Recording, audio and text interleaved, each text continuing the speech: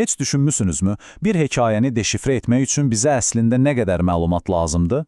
Bəzən sadəcə iki ipucu, bir ad və bir şəkil bütöv bir aləmin qapısını aça bilər. Bugünkü təhlilimizdə biz məhz bunu edəcəyik. Yalnız bu iki elementi istifadə edərək dumanlı Təbrizin arxasında gizlənən hekayəni addım-addım üzə çıxaracağıq. Baxın, budur. Əlimizdəki ilk və yeganə vizual ipucu. Bütün diqqətinizi bu təsvirə cəmləyin. Bəs mərkəzi sualımız nədir? Budur. Bu tək, səssiz çərçivədə bizə hansı hekayə danışılır? Gəlin belə edək. Araşdırmamıza əlimizdəki bu iki dəlili, yəni şəkli və adı, ayrı-ayrılıqda təhlil etməklə başlayaq. Və təbii ki, ilk olaraq addan başlayırıq. Ad belədir, Dumanlı Təbriz. Gəlin elə bu adı iki yerə bölək və ilk sözdən, yəni dumanlıdan başlayaq.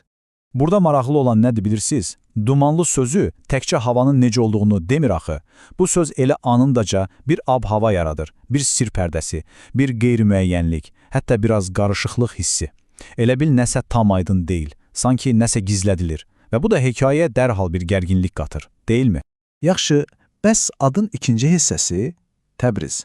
Bax bu söz o sirli dumanı götürüb birbaşa real tarixi bir coğrafiyaya oturdur. Artıq bu havada qalan bir qeyri-müəyyənlik deyil. Konkret bir şəhərdə, Təbrizdə baş verən bir hadisədir. Adı təhlil etdik. İndi keçək ikinci, bəlkə də ən vacib ipucumuza. İllüstrasiyanın özünə. Gəlin daha yaxından baxaq, görək bu rəsmin kompozisiyası bizə hansı sirləri açacaq. Gəlin təsvirə bir daha tam ekranda baxaq. Detallara keçməmişdən əvvəl ümumi mənzərəni bir daha beynimizdə canlandıraq. Unutmayın, buradakı hər bir elementin bir mənası var. Deməli, şəkildəki əsas komponentlər bunlardır. İndi biz bu elementlərin hər birinin içinə girib, onları tək-tək araşdıracağıq. Çünki hər biri hekayənin bir parçasıdır. Gəlin birbaşa üzlərə fokuslanaq. Diqqətlə baxın, burada bir dənə də olsun təbəssüm, bir sevinç işarəsi görürsünüz? Yox, sadəcə qəmgin, narahat, amma eyni zamanda qərarlı sifətlər var.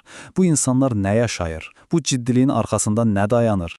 İndi faytonun özünə baxaq. Figurlar necə də bir-birinə sıxılıb. Bu sadəcə fiziki bir darlıq deyil, elə deyilmi? Bu həm də bir məhdudiyyət, bir təzyiq, hətta bir tələyə düşmə hissi yaradır. Elə bil ki, onlar bir yerdən qaçırlar, ya da hansısa bir təzyiqi altındadılar. İndi isə arxa plana diqqət yetirək.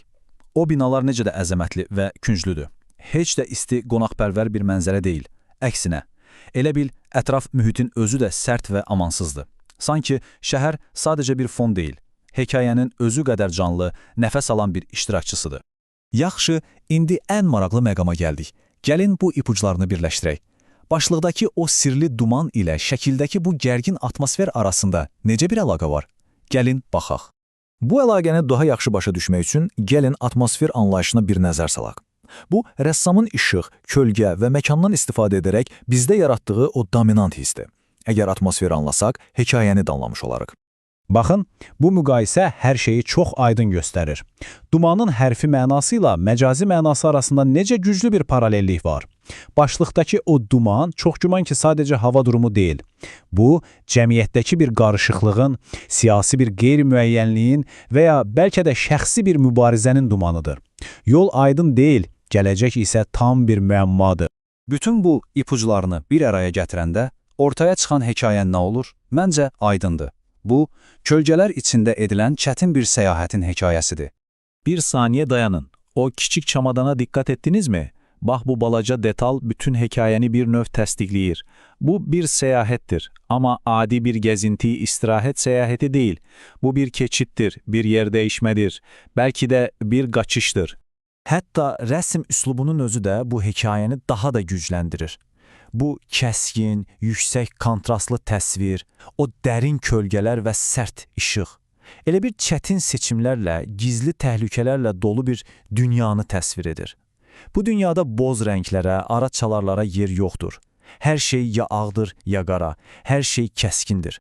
Beləliklə, bütün bu dəlillər bizi hara gətirib çıxardı? Gəlin, ortaya çıxan bu hekayəni və bəlkə də cavabsız qalan sualları bir ümumiləşdirək. Yekun təhlimimiz məncə çox aydındır. Bu şəkil və ad birləşərək bizə çox çətin bir tarixi məqamdan keçən insanların hekayəsini danışır.